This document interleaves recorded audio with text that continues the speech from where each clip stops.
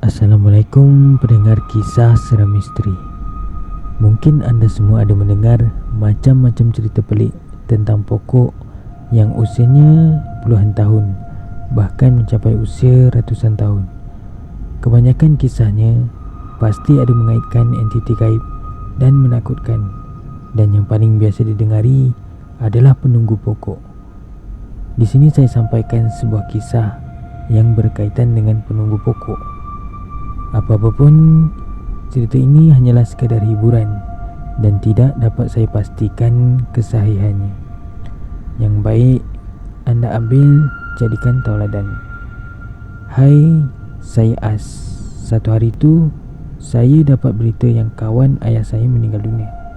Jadi saya pun ikutlah ayah saya ini ke rumah rakannya yang saya panggil Wak. Sampai di rumah Wak ni, ayah saya pun berjumpa dengan anak bungsu arwah. Sambil-sambil tu saya pun dengarlah juga perbualan ayah. Ayah saya ni pun tanyalah, ayah kamu ni yang sebenarnya meninggal pukul berapa?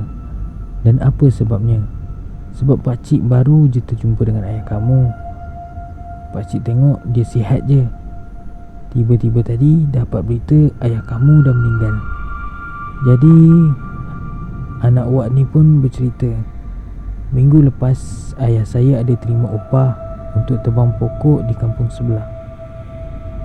Ikut kata ayah, dah ramai yang tarik diri nak tebang pokok ni sebab macam-macam gangguan pelik yang diorang alami. Jadi ayah saya tetap terima kerja ni disebabkan upahnya telah digandakan sebanyak 3 kali.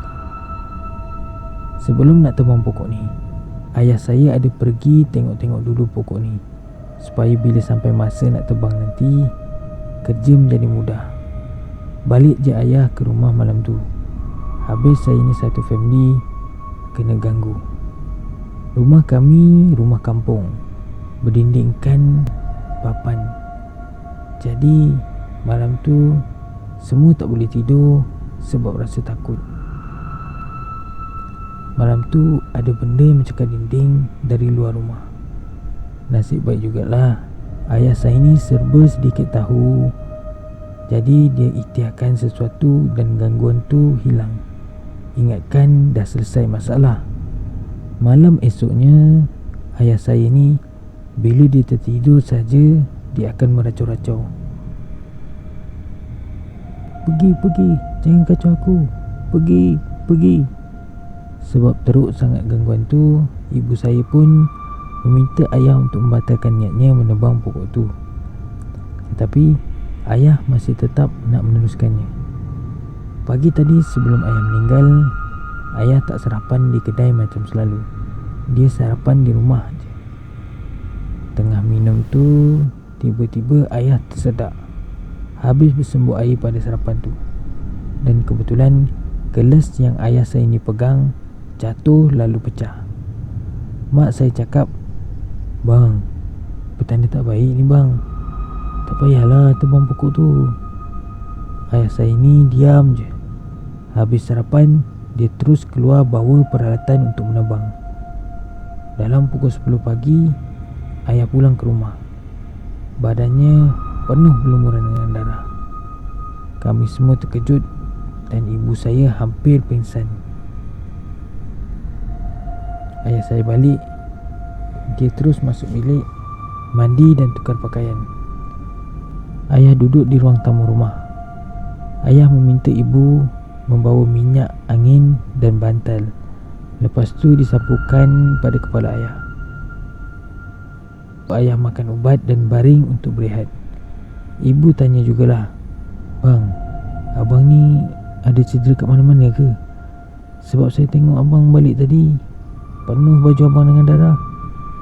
Ayah saya pun berkata, "Ni bukannya darah saya, ni darah setan pokok tu." Awak tahu tak, masa saya nak tebang pokok tu tadi, tiba-tiba memancut-mancut darah keluar dari pokok tu. Kebetulan masa tu pula lah turun hujan panas. Jadi saya tak jadilah nak habiskan kerja. Dan kepala saya pula rasa macam nak pecah dah. bukan main pening lagi.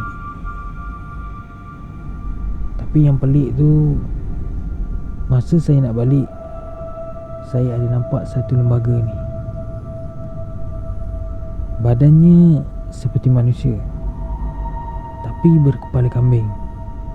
Saya pun angkat semua barang-barang saya, terus balik. Dah lah, nanti lain hari saya tebang juga pokok tu. Saya nak rehat ni, nak tidur. 10 minit lepas tu, saya tengok badan ayah langsung tak bergerak. Cuma mata saja yang terbuka, memandang tepat ke arah siling rumah. Tak lama lepas tu, ayah sesak nafas dan meninggal dunia. Mungkin jugalah disebabkan oleh gangguan dari penunggu pokok tu. Apa-apa pun, sudah sampai masanya beliau dijemput ilahi.